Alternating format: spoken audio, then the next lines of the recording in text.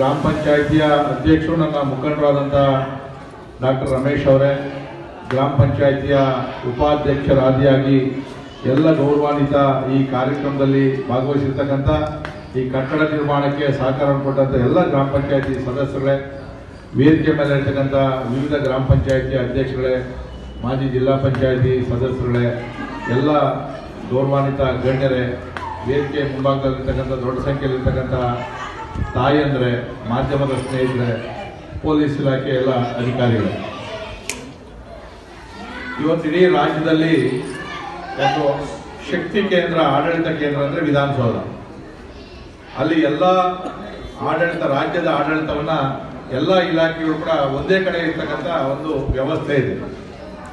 ವಿಧಾನಸಭಾ ಕ್ಷೇತ್ರದಲ್ಲಿ ಮಿನಿ ವಿಧಾನಸೌಧ ಅಂತ ಇರ್ತದೆ, ನಮ್ಮಲ್ಲಿ ಇರಲಿಲ್ಲ. ಆದರೆ ಯಲಹಂಕದಲ್ಲಿ ನಾನು ಶಾಸಕರಾದ ಮೇಲೆ ಸುಮಾರು 22 ಇಲಾಖೆಗಳು ಒಂದೇ ಬಿಲ್ಡಿಂಗ್ ಅಲ್ಲೇ ಕಟ್ಟಿಸಿ ಮಿನಿ ವಿಧಾನಸೌಧವನ್ನು ಮಾಡಿರೋದನ್ನು ಕೂಡ ನಾವು ನೋಡಿದ್ದೀವಿ.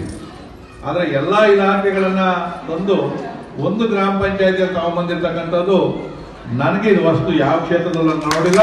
ಅದು ಎಷ್ಟು ಗ್ರಾಮ ಪಂಚಾಯತಿಯಲ್ಲಿ ನಾವು ಮಾಡಿದ್ವಿ. ಹಾಗೂ ವೇದಿಕೆ ಮೇಲೆ ಇರ್ತಕ್ಕಂಥ ಎಲ್ಲ ಗಣ್ಯರಿಗೂ ಕೂಡ ನಾವು ಅಭಿನಂದನೆ ಸಲ್ಲಿಸ್ತೇವೆ. ಅದರ ಜೊತೆಗೆ ಇವತ್ತು ನಮ್ಮ ತಾಲೂಕಿನಲ್ಲೇ ನಾವು ನಂಬರ್ 1 ಅಂತ ಅಂದ್ಕೊಂಡಿದ್ದೀವಿ. ನಮ್ಮ ವಿಶ್ವಣ್ಣವರಿಂದ ಬೇರೆ ಕ್ಷೇತ್ರಗಳಲ್ಲೂ ಇರ್ಬೋದು, ನಾವು ನೋಡಿಲ್ಲ ಅಷ್ಟೊಂದಾಗಿ. ರಾಜಾನಗುಂಟೆ ಅಂತ ಹೇಳ್ತಿದ್ರು, ಅದಕ್ಕಿಂತ ಚೆನ್ನಾಗಿ ನಾವು ಉತ್ಪೂರು ಗ್ರಾಮ ಪಂಚಾಯತಿನ ಅಭಿವೃದ್ಧಿಪಡಿಸಿದ್ದೀವಿ. ಅದರಲ್ಲಿ ಒಂದೇ ಸೂರಿನಲ್ಲಿ ಎಲ್ಲ ಸಿಗ್ತಕ್ಕಂಥ ಒಂದು ಕಾರ್ಯಕ್ರಮ ಮಾಡಿದ್ದೀವಿ. 8-10 ಕಾರ್ಯಕ್ರಮಗಳನ್ನು ಮಾಡಿದ್ದೀವಿ. ಈಗ ನಮ್ಮ ಪಂಚಾಯತಿಗೆ ಹೊಸದಾಗಿ ಜನನ ಮರಣ ಪತ್ರನೂ ಕೂಡ ನಮ್ಮ ಪಂಚಾಯತಿಯಿಂದ ಕೊಡೋದು ಒಂದು ಹೆಮ್ಮೆಯ ವಿಚಾರ, ಸರ್ಕಾರದ ಒಂದು ಹೆಮ್ಮೆಯ ವಿಚಾರ ಆಗಿತ್ತು.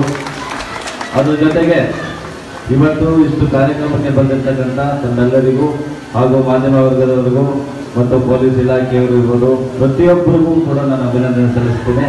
ಇವತ್ತು ನಮ್ಮ ಈ ಒಂದು ಕಟ್ಟಡ ಕಾಮಗಾರಿ ಉದ್ಘಾಟನೆ ಬಂದಿರತಕ್ಕಂಥ ನಮ್ಮೆಲ್ಲರಿಗೂ ಕೂಡ ಅಭಿನಂದನೆ.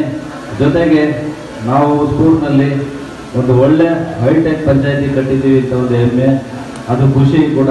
ಅದಕ್ಕೆ ನಮಗೆ ಶಕ್ತಿಯಾಗಿ ನಿಂತಿದ್ದು ನಮ್ಮ ಯಲಹಂಕ ಕ್ಷೇತ್ರದ ವಿಶ್ವಣ್ಣ. ಏನೇ ಕೆಲಸ ಮಾಡಿದ್ರು ನೀವು ಮಾಡ್ತೀರಾ ಅಂತ ಹೇಳಿ ಒಂದು ಧೈರ್ಯ ಕೊಟ್ಟಿದ್ದಕ್ಕೆ ನಾವು 1.5 ವರ್ಷ ಒಳಗಡೆ ಬಿಲ್ಡಿಂಗ್ ಕಟ್ಟಿದ್ದೀವಿ. ಅದ್ರ ಜೊತೆಗೆ ಒಬ್ಬನೇ ಅಧ್ಯಕ್ಷರಾಗಲಿ PDO ಅವರಿಗೆ ಏನು ಕೆಲಸ ಮಾಡೋಕ್ಕಾಗಲ್ಲ. ನಮ್ಮ 22 ಜನ ಸದಸ್ಯರು ನಾವೇನೇ ಮಾಡಿದ್ರು ಯಾವತ್ತೂ ನಮ್ಮನ್ನು ಒಂದು ವಿಚಾರನೂ ನೀವು ಏನು ಮಾಡ್ತಿದ್ದೀರಾ ಅಂತ ಕೇಳಲಿಲ್ಲ, ಅಷ್ಟು ಸಾಥ್ ಕೊಟ್ಟರು. ನಾನು ಅವ್ರಿಗೂ ಕೂಡ ತುಂಬ ಹೃದಯದ ಧನ್ಯವಾದಗಳನ್ನು ತಿಳಿಸ್ತೀನಿ.